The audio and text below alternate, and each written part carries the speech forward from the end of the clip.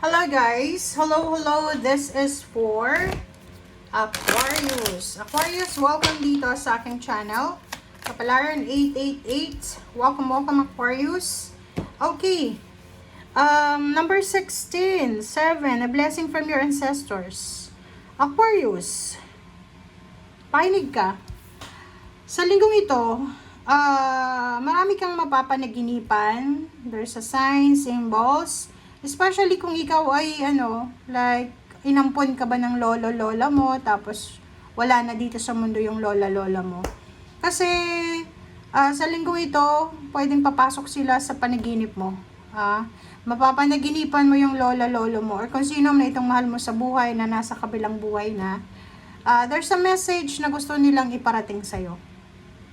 There's an important message na kailangan mong marinig. Okay, so nakikita ko siya dito na pwede din na yung iba, there's an unexpected na inheritance na pwedeng makuha ka. And pwede din na this week ay marirealize mo na you're lucky to be part ng ancestor mo. Parang ganun. Please comment down below if you resonated.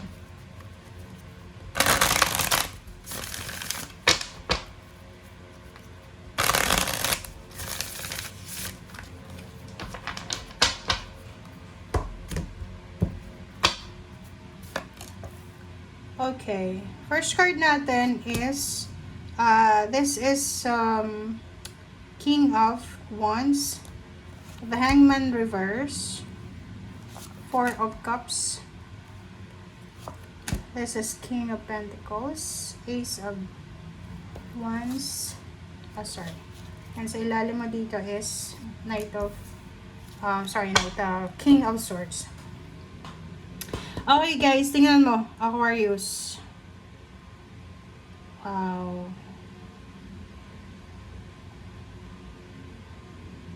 Meron ditong Aquarius na maybe nag-file ka ng leave of absence. Maybe you're planning to go back home. Nasaan ka ba ngayon? Para magbakasyon.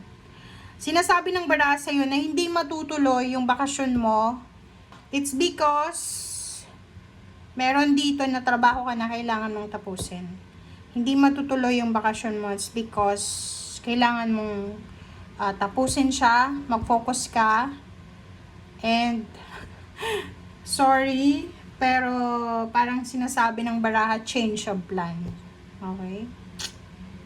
Pwedeng may mga occasion sa Philippines, kahit nasa loob ka lang ng Pilipinas, posibleng makancel yung plano mo, kasi ang dami mong kailangan tapusin sa linggong ito. So ngayon, parang medyo irritable, wala ka sa mood, parang wala kang disappointed ka. Okay? But the good thing, 'di ba, maganda dito ay may pera na paparating sa'yo. Siyempre, kung magtatrabaho ka during the holiday season, especially kung nasa Pilipinas ka, Holy Week, 'di ba? Pag Holy Week, lalo na sa mga BPO, may mga graveyard shift dyan, double pay, 'di ba? May night differential pa. So, sinasabi ng bara sa'yo na win-win solution pa rin yan. Pero kung ilang taon ka nang hindi nakauwi sa pamilya and yung purpose mo is graduation ng anak mo, 'di ba? Graduation ng anak mo. Tapos hindi ka pinayagan, yung nag-file ka ng leave, hindi siya hindi siya na-approve or na-approve siya, tapos biglang nagkasakit yung manager mo na kailangan mong ikaw yung sasalo ng trabaho. So, eto siya. Nakakaloka ka, Aquarius.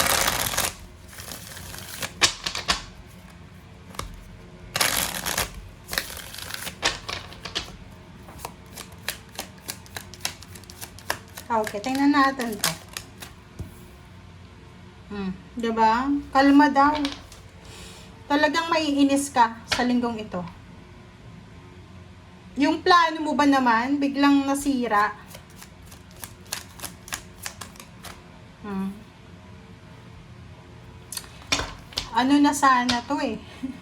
'Di ba? Excited ka na, naka-impake ka na, ready ka na, nakapagpasalon ka na, pero ang dating hindi matutuloy. Kasi kailangan magtrabaho. Canceled yung vacation mo. Okay, oh, 'di ba? So now you're waiting for plan, change of plan galing sa pamilya mo. Like for example, eto, plinano nyo siya, 44 kasi siya, plinano nyo siya 8 months ago, 4 years ago, or 4 months ago, 8 years ago. Tapos ngayon, hindi siya matutuloy. Nakakaloka to. So, nakikita ko sa'yo dito na medyo irritable ka, medyo hindi ka makapag-focus. So, ngayon, you're waiting for parang ano na lang, kasi yung kung graduation ito na pupuntahan mo, hindi ikaw yung magde-decide kung matutuloy yung graduation kahit wala ka, 'di ba? Pero kung halimbawa kasal, ganun din, nakahanda na lahat. Housewarming, house blessing, ganun din, hindi na siya itutuloy yan kahit wala ka. Birthday, ganun din. Pwedeng outing, ganun. Halimbawa kung may outing, kung wala ka, ikaw yung financer, pwedeng hindi matuloy. Pero malungkot ka. You are sad, very disappointed. Okay. Next natin, the moon. 'Di ba? So, sinasabi ng bara sa'yo dito na makinig ka sa sinasabi ng intuition mo. Siguro yung ano na to, etong delays na to, ay para to sa'yo. Siguro yun, na-disappoint ka, pero baka ito ay talagang nakatadhana para mangyari. So, huwag kang magalit, okay? Reverse na the world. Sabi na, parang nakikita ko sa'yo, nag-uramentado ka. Parang nauwi sa wala yung plano mo.